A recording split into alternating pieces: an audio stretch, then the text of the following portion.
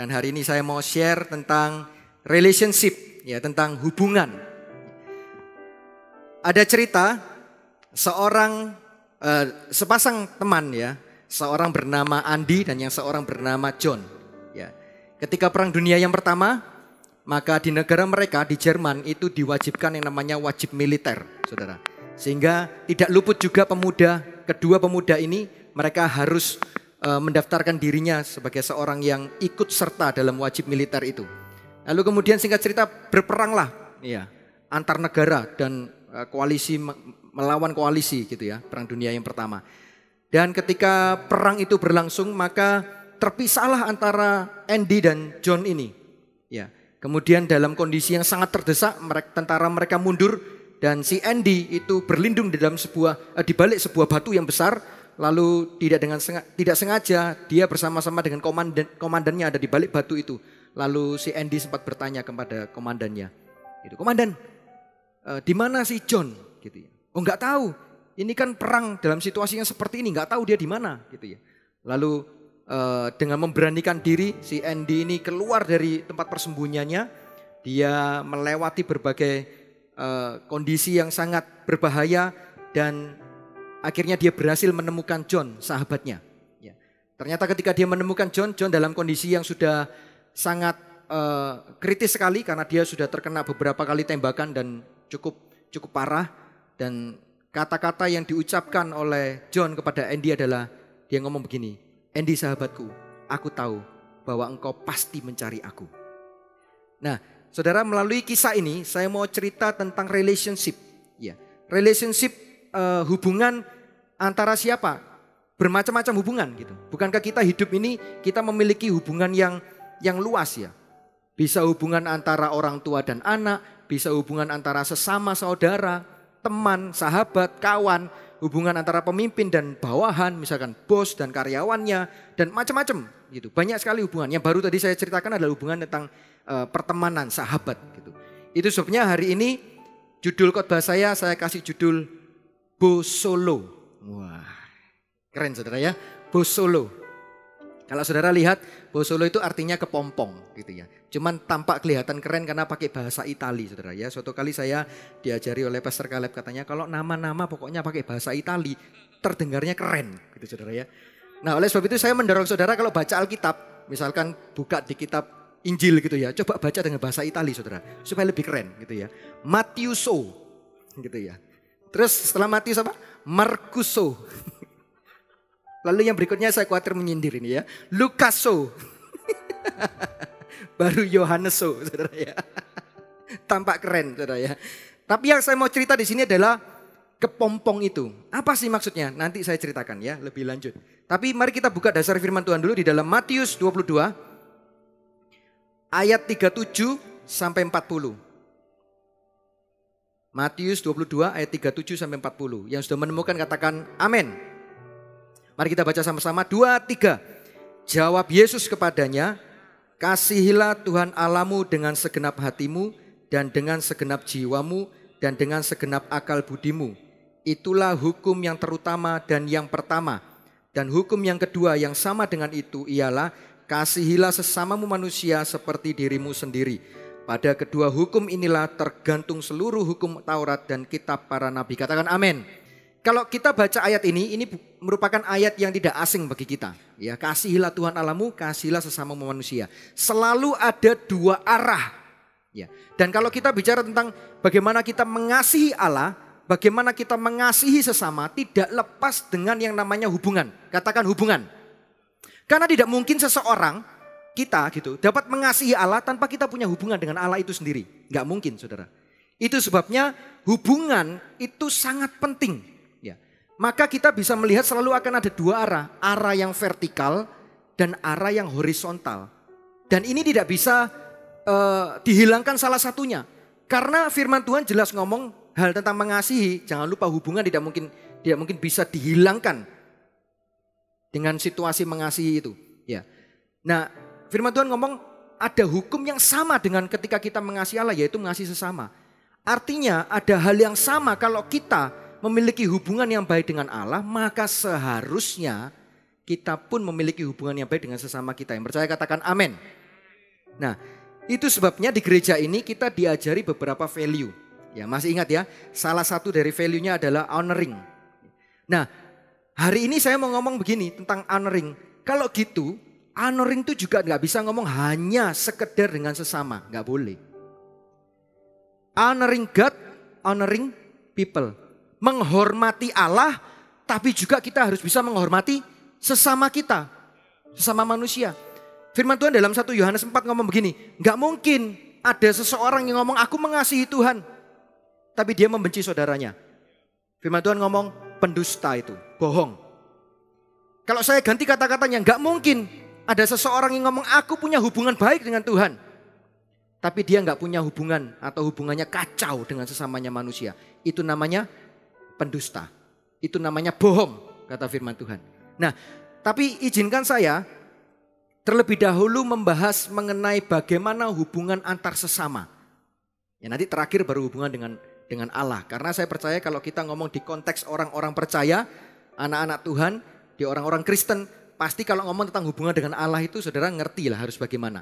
Tapi bicara tentang hubungan dengan sesama, tidak banyak orang, mungkin banyak orang mengerti, tapi tidak banyak orang menaruh perhatian penting di area ini dan serius menjalankannya.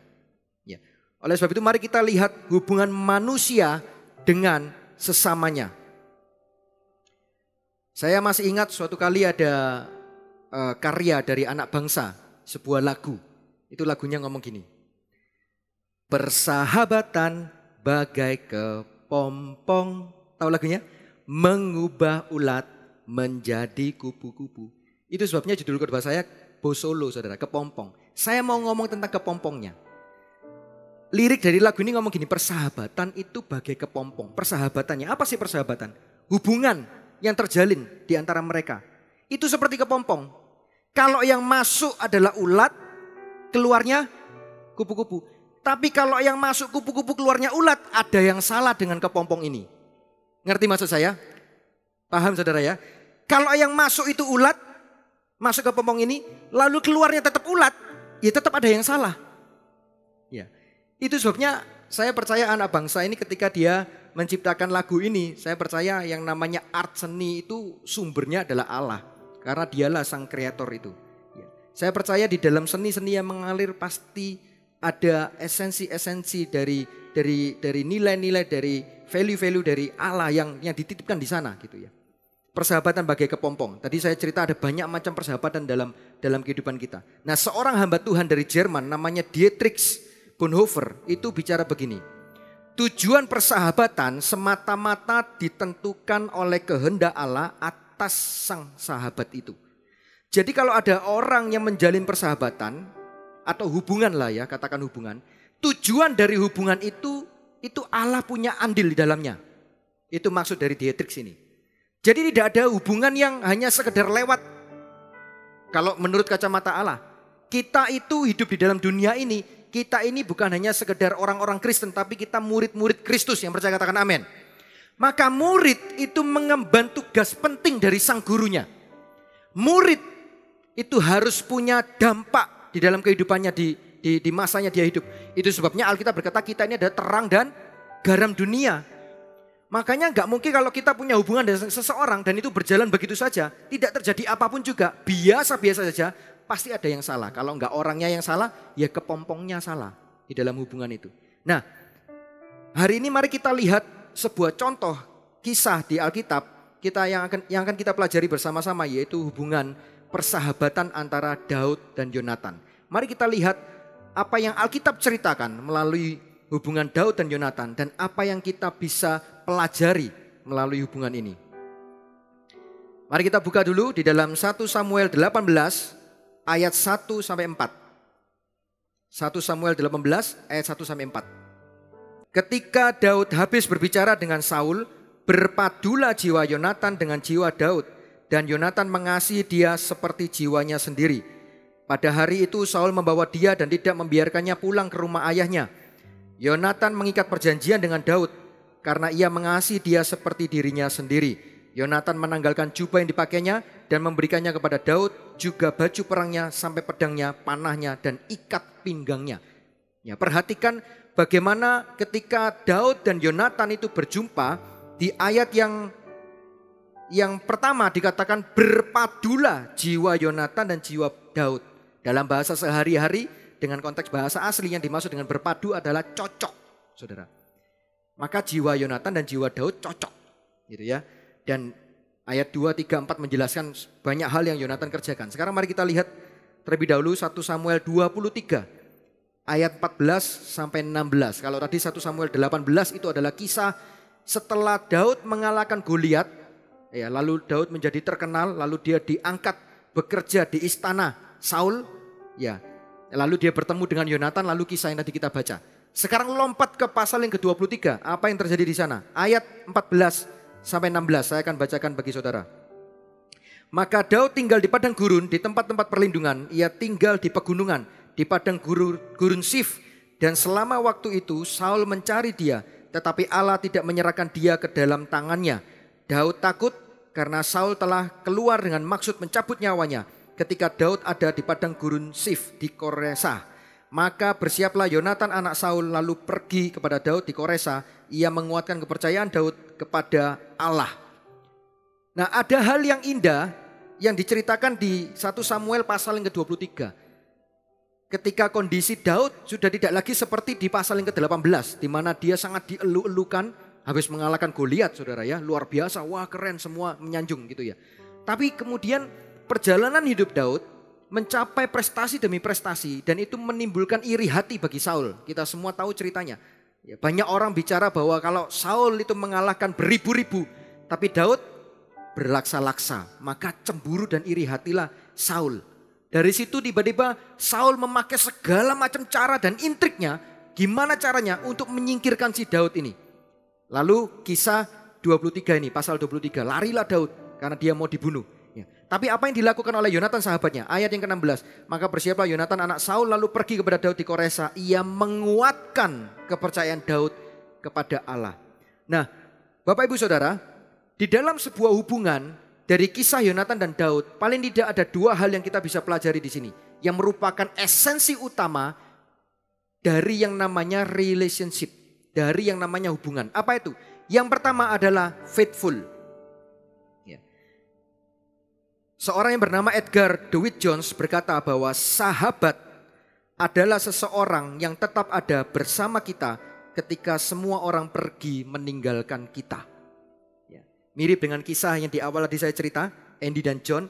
Ketika si Andy berhasil menemukan sahabatnya John, kalimat pertama yang muncul di mulut dari John adalah berkata bahwa Andy, aku tahu sahabatku bahwa engkau pasti mencari aku.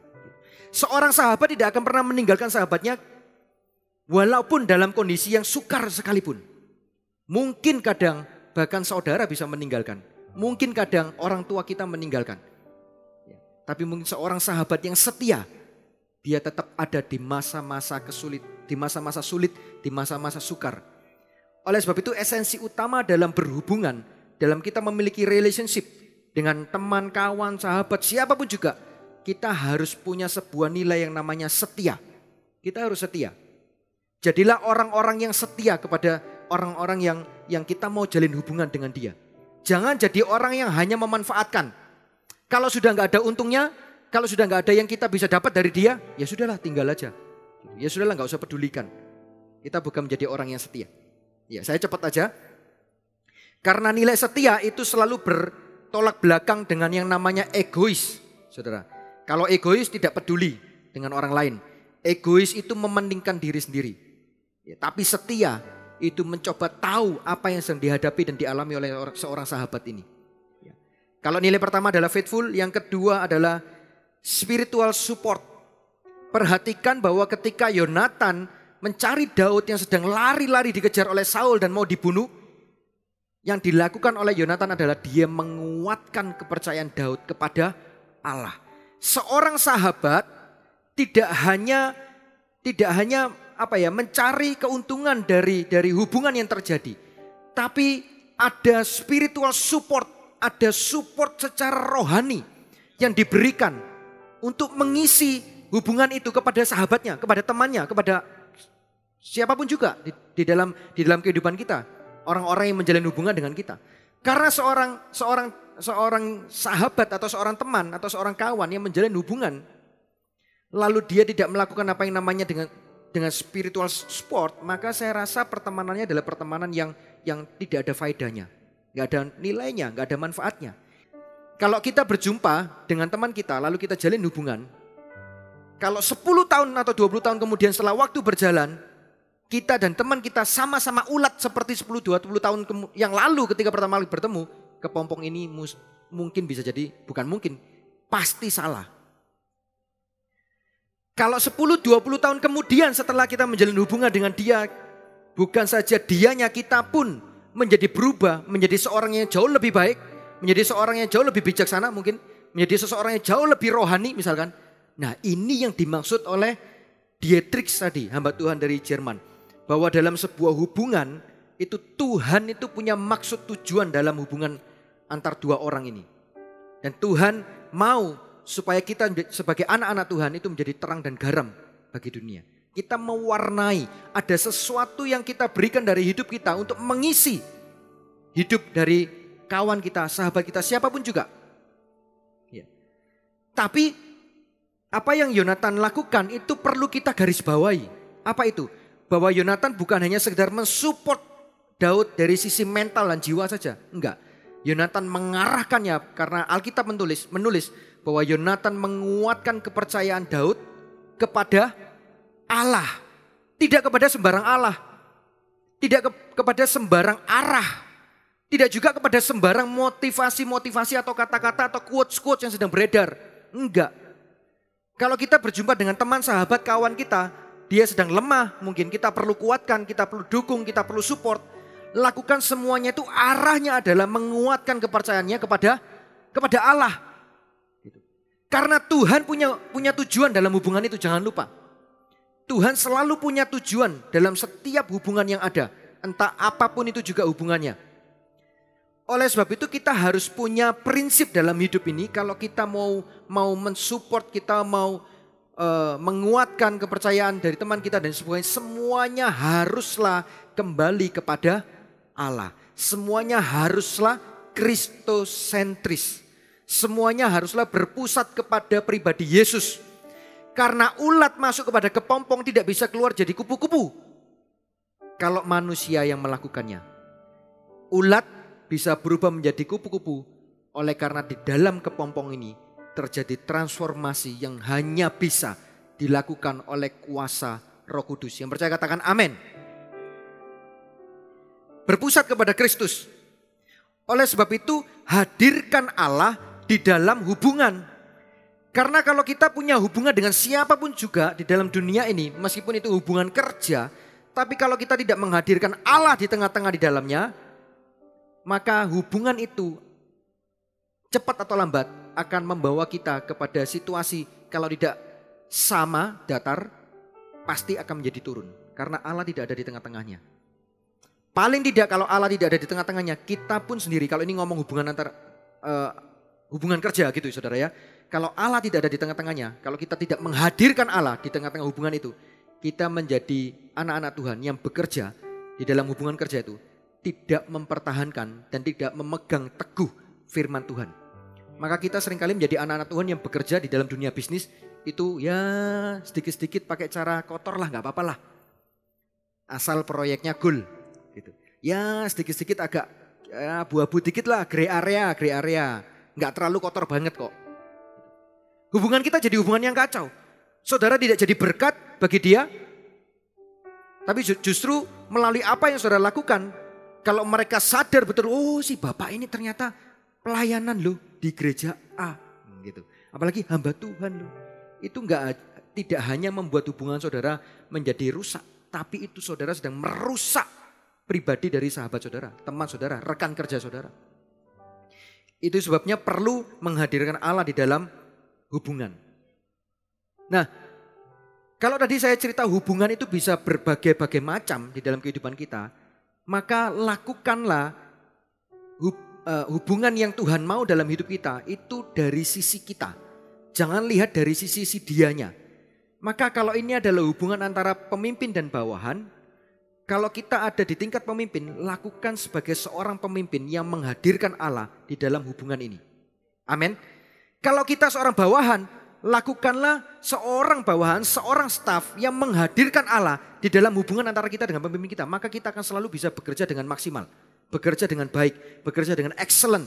Tanpa harus sang bos tanya terus, kamu hari ini ngapain, kamu hari ini ngapain. Gitu. Kalau kita pemimpin sama juga, lakukan yang terbaik. Jangan hanya ambil untung semua yang terbanyak untuk sang owner gitu ya. Lalu tidak peduli dengan sang anak buah yang kerja keras, banting tulang, lalu lembur-lembur dan lain sebagainya. Gak ada reward, gak ada segala macam. Lakukan yang terbaik. Gitu.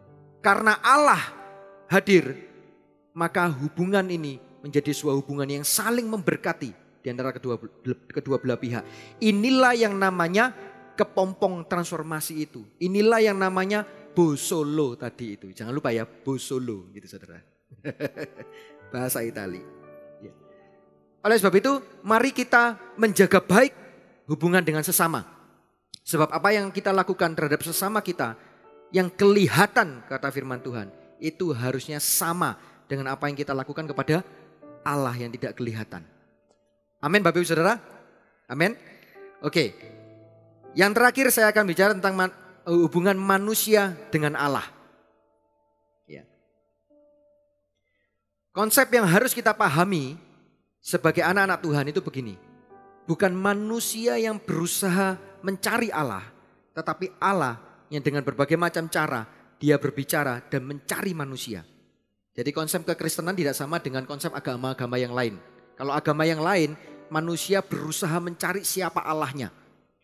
Dia ketemu gunung besar disembah, dia ketemu pohon besar disembah, gitu ya. Dia ketemu segala macam saudara. Itu merupakan upaya-upaya manusia mencari Allah. Tapi di dalam kekristenan enggak begitu. Allah yang turun mencari manusia. Oleh sebab itu di dalam poin ini kita harus sadar bahwa hubungan antara manusia dengan Allah itu sudah terlebih dahulu didahului oleh Allah. Allah telah mendahului sebelum saudara dan saya melakukannya. Allah telah menjalin hubungan itu, berusaha menjalin hubungan dengan manusia sebelum manusia berusaha menjalin hubungan dengan Allah. Oleh sebab itu ketika Anda dan saya berusaha berjalan dalam kehidupan kita untuk menjalin hubungan kita dengan Allah, maka seharusnya apa yang kita sedang kerjakan itu bukan sesuatu yang sukar, sulit, mustahil. Enggak saudara. Karena Tuhan sudah melakukannya terlebih dahulu untuk kita. Kita ini hanya meresponi apa yang Allah lakukan dalam hidup kita. Yang percaya katakan amin. Kita meresponi. Nah, hubungan manusia dengan Allah tidak bisa ditempuh dengan cara lain. Kita semua juga tahu. Ya. Harus ada sebuah inisiatif dan sebuah kerinduan dari kita untuk kita mau. Yang jelas yang pertama itu adalah mau untuk menjalin hubungan dengan Allah. Dan Allah yang telah menjalin hubungan terlebih dahulu kepada manusia, berusaha mencari manusia, itu dia telah memberikan anaknya yang tunggal kepada kita. Setelah Yesus naik ke surga enggak berhenti. Dia mengirim Roh Kudusnya untuk kita. Itu sebabnya Roh Kudus disebut sebagai Parakletos. Roh Kudus adalah penolong kita. Parakletos itu artinya dia selalu ada di samping kita. Kemanapun kita pergi, kemanapun kita berjalan. Makanya disebut Parakletos. Itu pendamping gitu. Parakletos itu pendamping yang setia. Apapun kondisi saudara, mau di gunung, di lembah, di mana saja, di tempat terang, di tempat gelap. Apapun yang kita alami, apapun yang kita rasakan, dia selalu ada di samping kita. Allah Roh Kudus. Parakletos. Nah, respon kita apa? Untuk kita meresponi hubungan antara kita dengan Allah. Tidak lepas dari ini. Baca Alkitab, berdoa, menjadi pelaku firman. Tidak lepas dari ini. Tidak ada cara lain yang kita bisa lakukan untuk kita menjalin hubungan, untuk kita meresponi lebih tepatnya ya. Meresponi Allah selain dengan cara baca Alkitab, berdoa, menjadi pelaku firman. Gak ada cara yang lain. Karena kalau kita tidak membaca Alkitab, maka tidak ada firman Allah yang masuk dalam hidup kita. Maka kalau gak ada firman Allah yang masuk dalam hidup kita, apa yang mau kita keluarkan dari hidup ini? Gak ada, nol, kosong. Karena manusia pada dasarnya nol. Manusia oleh karena natur keberdosaannya diciptakan dalam kemuliaan memang, tapi oleh karena jatuh dalam dosa, maka naturnya adalah natur dosa. Manusia menjadi nol, bahkan minus harusnya. Itu sebabnya kalau saya nggak setuju secara pribadi dengan prinsip para motivator itu ya. Kita harus berkata-kata positif. Berpikiran positif, betul. Bagus, boleh. Tapi yang ini yang saya nggak setuju. Karena kalau kita berpikir positif, kita berkata positif, maka apa yang kita pikirkan dan apa yang kita katakan itu akan terjadi. Itu saya nggak setuju. Karena kalau manusia hanya bisa dengan cara itu, dia nggak butuh Tuhan. Manusia nggak perlu Tuhan. Oh, mikir positif aja. Cukup. Setiap hari ngomong positif aja. Cukup. Nanti pasti terjadinya positif kok. Nah, hati-hati apa yang kita dengarkan melalui motivator-motivator. Memang benar di dalam perintah-perintah Allah, di dalam firman-firman Tuhan itu Tuhan selalu mengajarkan untuk kita selalu berpikir positif. Memang iya, kita harus memperkatakan perkataan-perkataan yang positif, perkataan yang benar. Memang iya, tapi bukan itu yang mengubah hidup kita. Yang mengubah hidup kita adalah oleh karena pondasi dari pikiran positif, perkataan positif, tindakan positif. Pondasinya adalah karena Kristus itu hadir di hidup kita. Katakan amin. Tanpa Kristus menjadi pondasi dalam hidup kita, mau berpikir positif, mau ngomong positif, mau melakukan tindakan langkah positif, apapun juga, Anda hanya dikenal sebagai seorang yang baik, gitu aja loh. Manusia cuma kenal gini, oh Pak A itu loh, orangnya baik, cuma gitu aja, titik, berhenti. Oh si Pak Tony itu baik orangnya, cuma gitu, titik. Tapi kalau Kristus menjadi pondasi dalam hidup kita, lalu kita berjalan sesuai dengan firman Tuhan, kita menjadi anak-anak Allah, anak-anak terang. Kita memperkatakan perkataan yang benar, perkataan-perkataan yang positif, pikiran kita diisi dengan firman Tuhan. Kalau yang namanya firman Tuhan gak mungkin toh, pikirannya pikiran kotor gak mungkin. Pikiran negatif itu gak mungkin saudara. Ya pasti, jadi kalau kita berkata positif dan berpikir positif itu keluar oleh karena dasarnya firman Tuhan. Keluar, itu merupakan apa efeknya gitu saudara. Itu merupakan efek aja yang keluar. Tapi kalau para motivator berkata enggak, yang utama itu pikiran positif, perkataan positif. Beda ya? Beda. Maka kita harus berjuang bagaimanapun caranya untuk menjalin hubungan dengan Allah. Baca Alkitab. Ya, kita baca Alkitab banyak cara kok Bapak Ibu Saudara. Kita harus berjuang tiap hari baca Alkitab. Banyak cara. Pakai aplikasi, pakai buku, pakai apapun juga bisa untuk mengatur segala sesuatunya supaya kita bisa selalu baca Alkitab. Berdoa juga. Gak mungkin kita dalam satu hari gak berdoa kan, selalu berdoa. Lalu jangan lupa yang ketiga, bukan hanya sekedar baca dan berdoa, tapi menjadi pelaku firman Tuhan. Karena apa yang kita tahu hanya berhenti di sini kalau kita gak melakukannya. Tapi ketika kita melakukannya, maka kita menjadi anak-anak Tuhan yang beneran. Gitu. Kita gak hanya sekedar pengetahuan kita ngerti dan tahu saja. Dengan itulah maka manusia menjalin hubungan dengan Allah. Gitu. Nah, hubungan ini sangat penting Bapak Ibu Saudara. Karena hubungan antara manusia dengan Allah, jika hubungan itu tidak dipulihkan, maka efeknya adalah hubungan dengan sesama juga pasti akan kacau dan gagal. Karena itu ayat yang baru kita baca yang di awal tadi, yang pertama Yesus ngomong gini, hukum yang terutama itu mengasihi Tuhan Allahmu. Kenapa kok Tuhan gak ngomong mengasihi sesama dulu? Enggak, Allah dulu. Karena kalau kita dengan Allah beres, hubungan kita dengan Allah baik dan sehat, maka harusnya hubungan dengan sesama juga sehat. Kalau hubungan dengan Allah itu kacau, maka hubungan dengan sesama pasti kacau. Kalau ada orang yang mengaku hubungan dengan Allah sehat, tapi ternyata kita lihat kehidupan sehari-harinya hubungan dengan sesamanya kacau, bisa jadi sama seperti yang 1 Yohanes 4 katakan, itu namanya pendusta. Itu namanya pembohong, gak mungkin. Itu main drama saudara. Itu namanya pencitraan. Dengan orang yang sebagus, baik gitu ya. Kelihatannya gitu. Ternyata di balik itu kita tahu, wah kok kacau hubungannya dengan orang. Loh kok di dalam keluarganya hubungannya kok kacau. Dengan orang tua, anak, saudara misalkan gitu. Loh kok hubungannya dengan rekan kerjanya sekantor kok juga kacau. Bahkan dia dikenal sebagai seorang yang pembuat kacau gitu ya. Nah gak mungkin dia bisa ngaku hubunganku dengan Tuhan baik-baik saja dan sehat. Itu sebabnya prioritas pertama kita yang harus kita pastikan, kita harus cek hari ini adalah apakah aku punya hubungan yang baik dengan Tuhan. Hubungan yang sehat lebih tepatnya dengan Allah. Karena kalau aku punya hubungan yang sehat dengan Allah, maka harusnya aku pun bisa untuk punya hubungan yang sehat dengan sesama. Nah hari ini firman yang kita dengar jangan hanya jadi sebuah informasi yang masuk telinga dan lewat begitu aja. Tapi mari kita melakukan poin yang ketiga, menjadi pelaku firman. Mari kita menjadi anak-anak Tuhan yang melakukan firman Tuhan ini. Ya. Anak-anak Allah dalam setiap hubungan, jangan jadi orang yang dalam posisi objek, tapi jadilah subjek. Katakan jadilah subjek. Sekarang katakan saya subjeknya. Jadi subjek. Jadi kalau kita misalkan berada dalam sebuah komunitas gitu kan terjalin banyak hubungan itu antara si B dengan C, B dengan A dengan C, C dengan D, D dengan A gitu kan.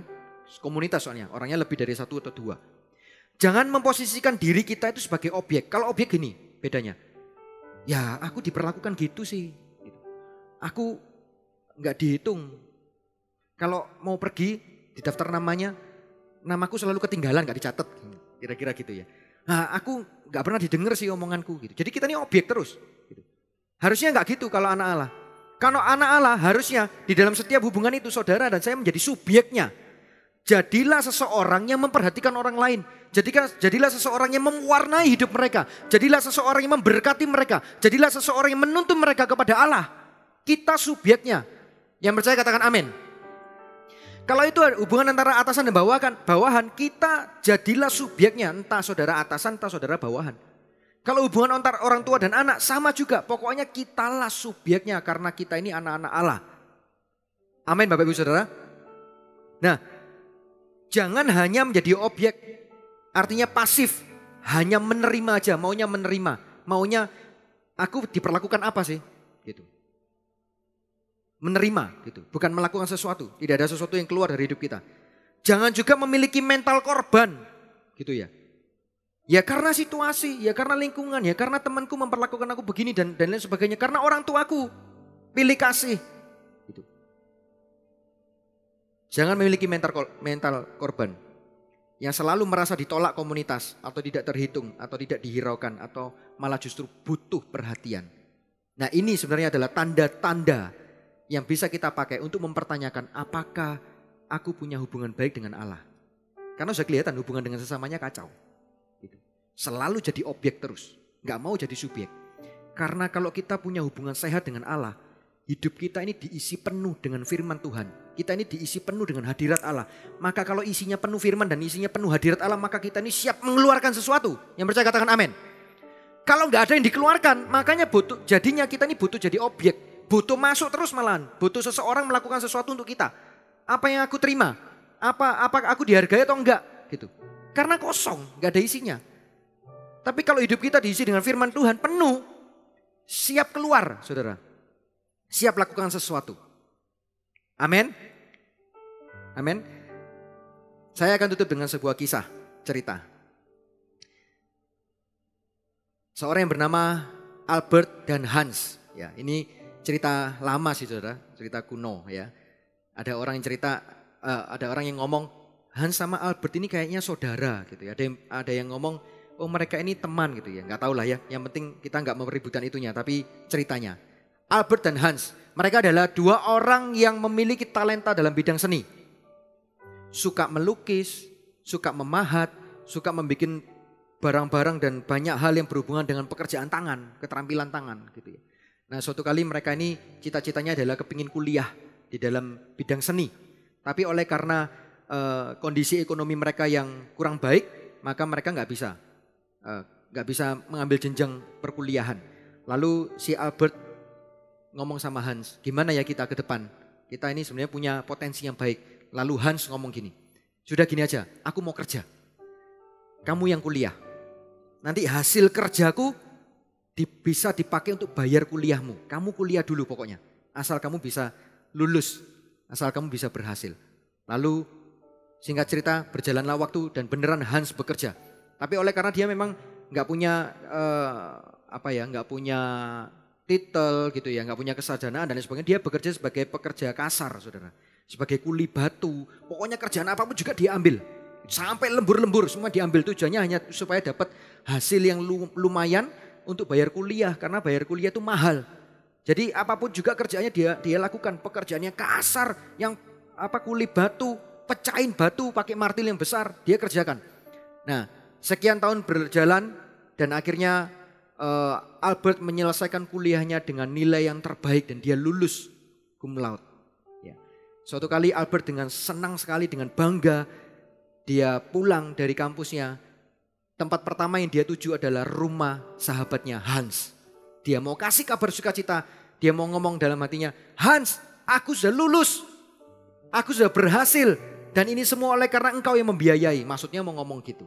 Dia masuk, dia datang ke rumah Hans, dia ketok pintu depannya, gak ada yang bukakan pintu. Dia putar ke belakang karena dia tahu kamar dari Hans ini ada di posisi belakang dan ada jendela di sana. Waktu dia putar ke jendela, dia coba intip temannya Hans di mana sih? Kok ketok pintu gak dibukakan? Waktu dia intip, lalu dia lihat sepasang tangannya sedang berdoa yang sudah tidak bisa lagi begini, saudara. Karena tangannya sudah kasar dan kaku. Karena sering kali mengerjakan pekerjaan yang kaku. Yang kaku, pekerjaan yang kasar. Kok pekerjaan yang kaku? Sehingga tangannya hanya bisa begini kalau berdoa. Rupanya Hans berdoa. Tahukah saudara, di dalam doa Hans berkata, Tuhan, tanganku sudah hancur. Tanganku sudah sangat kasar dan kaku. Tidak mungkin lagi bisa tanganku kupakai untuk melukis sebuah lukisan. Tapi gak apa-apa. Yang pasti bahwa apa yang kulakukan itu bisa memberkati Albert. Dan aku tahu hari ini Albert lulus dengan baik. Aku berdoa supaya engkau memberkati Albert. Jadikan Albert menjadi seorang yang berhasil. Ketika Albert dengar doa Hans itu, Albert menangis, dia putar ke depan, dia buka paksa pintunya, dia masuk, dia peluk sahabatnya. Lalu dia berdoa, dia memberkati Hans sahabatnya. Dan sejak itulah si Albert ini seorang sarjanawan seni. Dia melukis sebuah karya seni yang cukup indah, yang terkenal, yang dinamakan Praying Hands, tangan yang berdoa. Yang hari ini kita tahu bahwa ini bisa jadi lukisan, bisa jadi pahatan kayu dan lain sebagainya. Lahir dari sebuah kisah pertemanan, kisah persahabatan, seorang yang setia, seorang yang memberikan sebuah nilai yang baik dalam hubungan mereka. Maka ulat yang masuk itu kepada sebuah kepompong itu, dia keluar menjadi kupu-kupu. Jangan lupakan kepompongnya. Jangan lupakan apa yang kita lakukan lewat persahabatan itu. Tapi hari ini saya mau berkata begini. Kalau Hans melakukan pengorbanan supaya Albert dapat lulus sekolah. Tahukah saudara, Yesus juga melakukan pengorbanan supaya Anda dan saya lulus dari sekolah kehidupan ini. Yesus pun juga berkorban bagi Anda dan saya. Yang percaya katakan amin. Kalau Hans tangannya kaku dan tidak bisa dilipat ketika berdoa, Yesus tangan dan kakinya dipaku di atas kayu salib. Supaya engkau dan aku yang percaya kepada dia dipindahkan dari gelap kepada terang yang ajaib. Anda dan saya punya sahabat yang setia. Anda dan saya punya sahabat yang sejati. Namanya Yesus Kristus. Maka harusnya hari ini kalau saudara mendengar firman ini, harusnya kita memperbarui hubungan kita dengan Allah. Bereskan dulu. Punyailah hubungan yang sehat. Supaya hubungan kita dengan sesama kita itu juga menjadi sehat. Karena kalau hubungan kita dengan Allah gak sehat, gak beres. Maka dengan sesama gak mungkin saudara. Bagaimana caranya anak Tuhan mau jadi berkat kepada lingkungan sekitar yang gak bisa kalau dia hubungan dengan Allahnya gak selesai. Gak beres, gak bisa. Kalau Hans mengorbankan dirinya sebagai kuli batu, Yesus mengorbankan dirinya tergantung antara langit dan bumi.